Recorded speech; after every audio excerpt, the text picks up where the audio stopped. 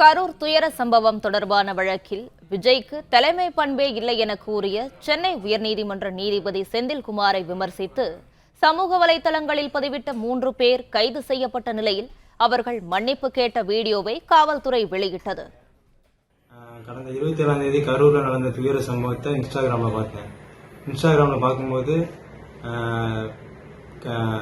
கரூரில் நடந்ததை நீதிபதி அவர்கள் வீடியோ போட்டிருந்தாங்க.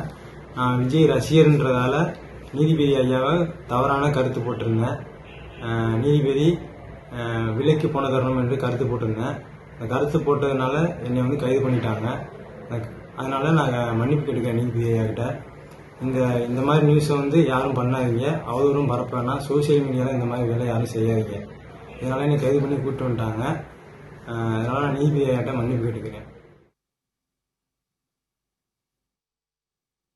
இப்போ கரூர் சம்பவம் நடந்தப்ப 27 அன்னைக்கு அது நடந்ததுக்கு அதுக்கு நீதிமன்ற உத்தரவுப்படி சோசியல் மீடியாவில் அந்த நியூஸ் எல்லாம் பார்த்தேன். நான் அதுக்கு தவறான அசிங்கமான கமெண்ட்டு போட்டிருந்தேன்.